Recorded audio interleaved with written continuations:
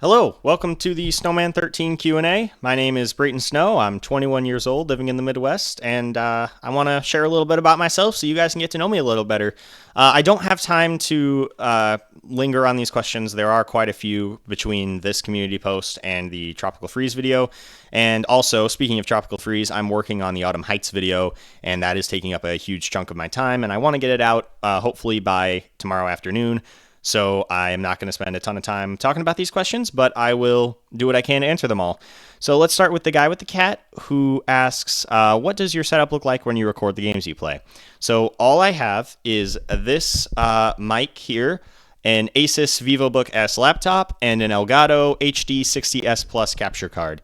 I was using my phone back when I was making those low-quality death battle videos, and I literally just use an iPhone for everything. But now I have a laptop and a capture card, and it's significantly better this way, obviously. So Jacob Plays 9415 asks, what made you start making YouTube videos? One of your friends recommended it, or you just wanted to try and see how it would go? I just tried it. I actually work in landscaping, and we are in the off season now because it's winter.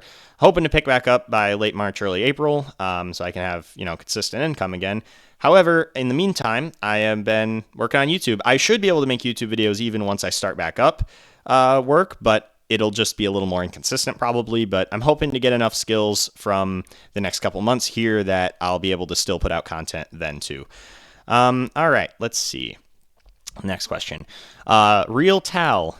Do you motivate yourself to sit on a really cold toilet seat? Do you slowly lower? Do you quickly sit all at once? Do you have a mantra you recite to yourself to help tolerate the cold? Well, I can tell you right now, this is by far the best question I will be reacting to. And the answer is you just sit on it. It goes for a lot of things in life, actually. If you don't want to do it, just get it done, get it out of the way. Don't dance around it. That's usually how I handle things like that.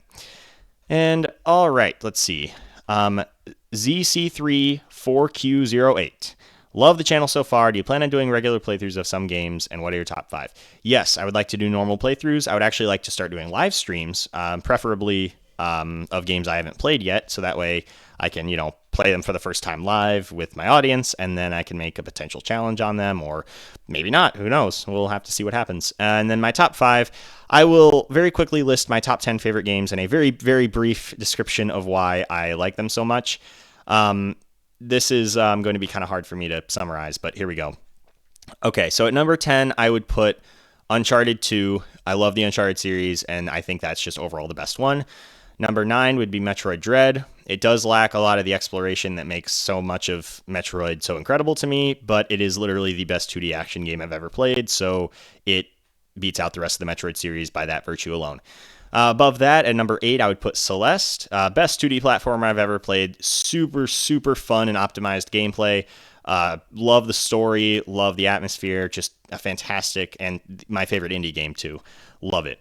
Number 7, I would put Twilight Princess, and number 6, I would put Majora's Mask. I think Twilight Princess is the perfect combination of old and new. Takes a lot from Ocarina of Time, but just does barely enough of its own thing to stand out on its own, and all of the dungeons are, at the very least, like probably A tier, and when you compare them to the rest of the series, that's like the worst dungeon. Twilight Princess is just so consistently good. It does have problems, but I still love it. And then Majora's Mask, I do prefer to Twilight Princess because the atmosphere and story are just completely unforgettable and really, really stick with you. And then after that, at number 5, I would put Elden Ring. I love Elden Ring, one of my favorite games. Love the difficulty, best boss roster in any game, best combat in any game, and best open world I have ever played as well. Love Elden Ring. Has a ton of problems. Actually has a lot more problems than I think people are willing to talk about, but the highs are just so high that, yeah, it's up there. At number 4, I would put The Last of Us Part 2. Yes, I am well aware of the many, many criticisms levied towards the game, and I do agree with most of them. But I love the game in spite of that because I think the story that it's trying to tell is very important and very powerful, and it really did change the way I saw the world back in 2020.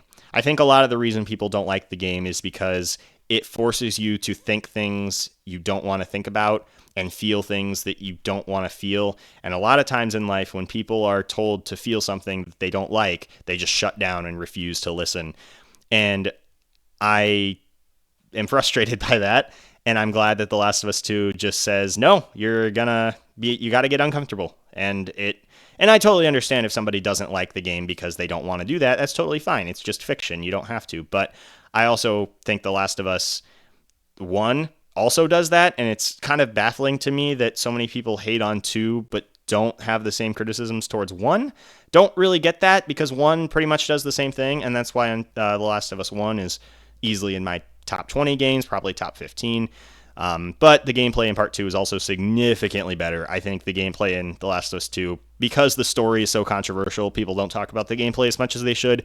They should, because it is so underrated and extremely enjoyable, which is, not necessarily supposed to be the case. It's supposed to make you feel uncomfortable, and it does that too. But and then at number 3, 2, and 1, Mario Sunshine, Mario Galaxy 2, and Mario Galaxy.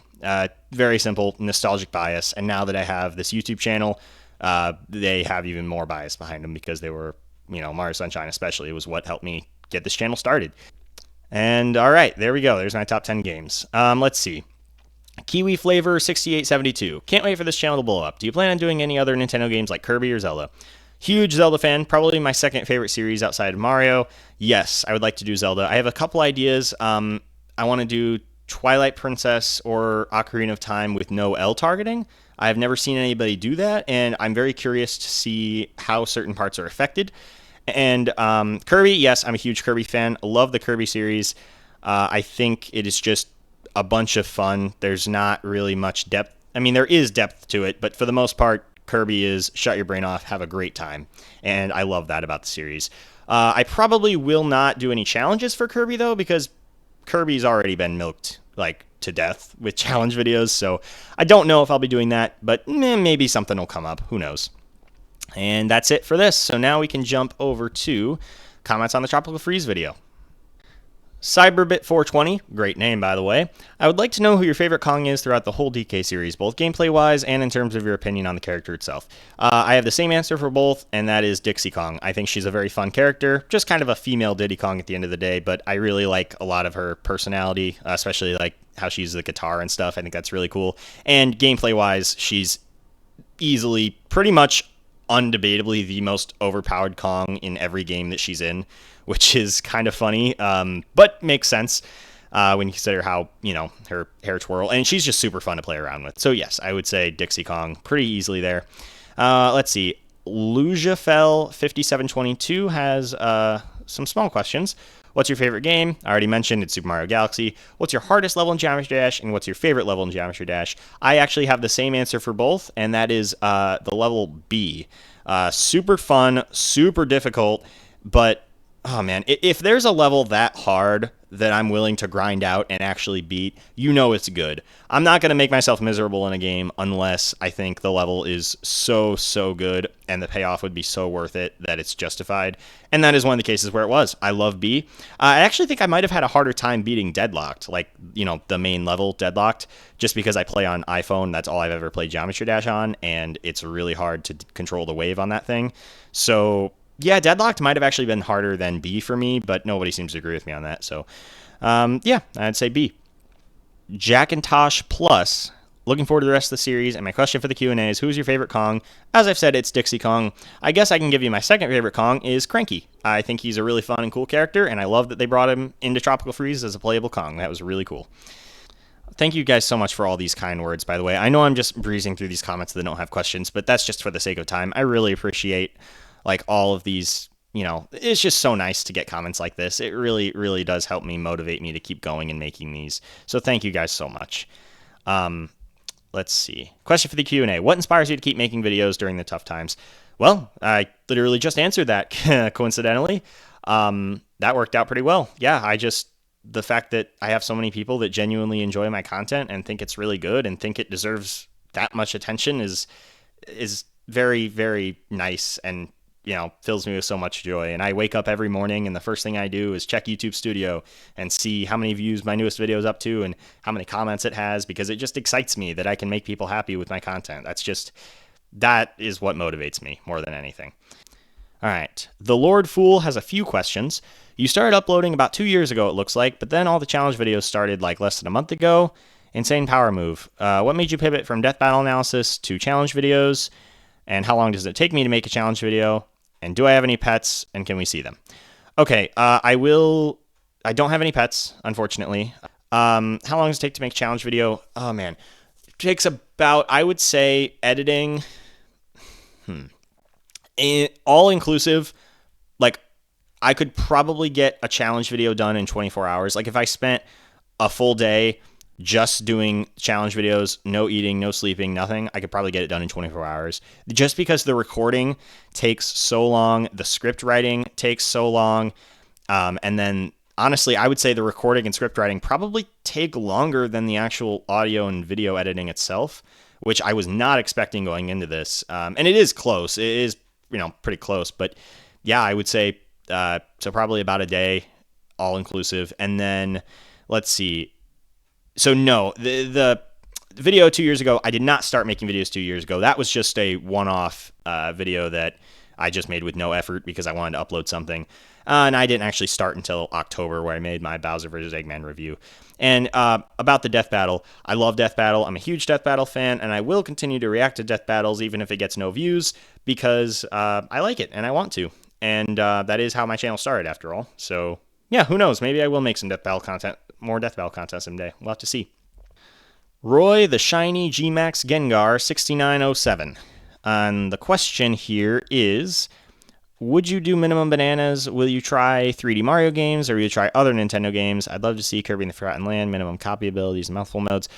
Yeah, I would love to do more 3D Mario. I could try Kirby again. It just feels like there's been a lot of things people have already done. Most of those challenges worth doing, but I'd like to try it, yes. Hippo Chips W2J, or more accurately, Elephant Chips W2J. Not sure if you've done this already, but can you beat Returns of Tropical Freeze without killing enemies? Oh, that's not really a question for the Q&A, but to answer it, maybe. If probably not. At Crinklecut asks, great video on a Peak game. Question for the Q&A. What video games have your favorite OST? Great question. Mario Galaxy 1 and 2 are absolutely up there. Actually, every Mario game, Mario Sunshine, Odyssey, yeah, all of the Marios. I would say the entire Kirby series, again, like Star Allies has an incredible soundtrack, Forgotten Land, Planet Robobot, Triple Deluxe, Return to Dreamland, all of them have just jaw-dropping soundtracks. Tropical Freeze is another game that has an incredible OST, Celeste, and I'll give you one that all of those games have already been praised for their music numerous times, but I'm going to give you one game that you won't expect me to say, and that is the Uncharted series. I think the Uncharted series has a very underappreciated music because it is so dynamic that it can basically start and stop at any time, like at any point in the track, which really fits the gameplay of the series. So I would actually say Uncharted is definitely a sleeper hit, but I think the game soundtrack need to be praised more. Hey man, love your vids. I got a question for you. What are your top 3 Wii games? This was from Coney Does Pony 6502. And I would say Galaxy 1, Galaxy 2, Twilight Princess. Although I actually played Twilight Princess on the GameCube, but those are still pretty easily my top 3. Jonathan Ramirez 8322 asks, what is your favorite memory experience with video games? A very controversial opinion. It's the final fight between Ellie and Abby in The Last of Us Part 2. It's easily the most emotion I have ever felt from a piece of fiction. It's so brutal and intense and very raw, and like, man, it's just so hard to play. Like, never have I been playing a game and I'm like, oh my God, I want to put the controller down. Like, I don't want this to happen. I don't want them to hurt each other. And again, like I said, that whole game just really did change the way I think about the world. And yeah, I would probably say that is it. That is probably the strongest moment. There are some others, though, I will mention. Ace Attorney Trials and Tribulations, Bridge to the Turnabout, especially the ending, the last trial. Oh my God. Again, just chills like the entire time, the first time I played it. That is one thing I wish I could play for the first time again. Celeste's ending, like the entire final level of Celeste, is also like just a jaw-dropping finale from both gameplay and story. And then I think those are all of the big ones. Maybe the ending of Mario Galaxy, but yeah. Okay, just a few more questions to go now. X07G6N So the title should be how many bananas do you need to beat Tropical Freeze, or what is the minimum amount of bananas you need to beat Tropical Freeze? Okay, so both of these aren't really questions for the Q&A. I don't think that was the intention here. However, I did want to talk about this comment because I want to address this. Yes, I understand a lot of my titles don't exactly match what I'm doing, and that is purposeful. I do that because I don't think these titles would get nearly as many views.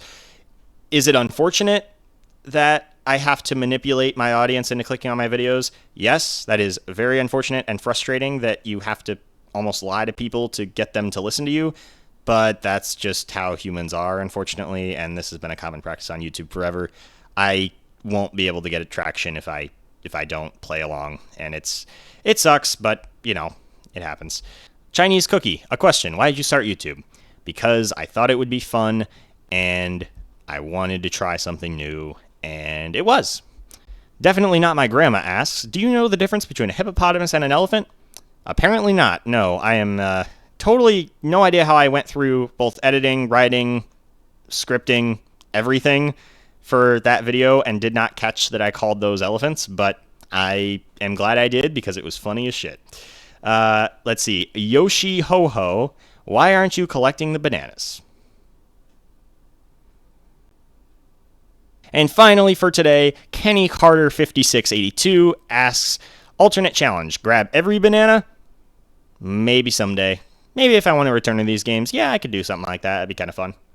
And that's going to do it for the Q&A. Again, thank you guys so much for all the support. I'm up to 1,500 subscribers now, which is just unreal. And I'm sorry I didn't have time to put more effort into this Q&A, but I just wanted to get it out and so that I can focus on my actual videos. I want to finish Autumn Heights video next. It should be out by the end of the day tomorrow. And then after that, I think I'm going to start working on the next world, or I might actually take a break and do a Zelda challenge instead because the Tropical Freeze videos haven't been getting as many views, which is totally fine. That's just going to happen, and I'm not going to abandon the project because of that, but I might just do other stuff in between just to, you know, keep my audience growing. But yeah, thank you guys so much for watching, and I will see you in the next one, hopefully by tomorrow. Bye.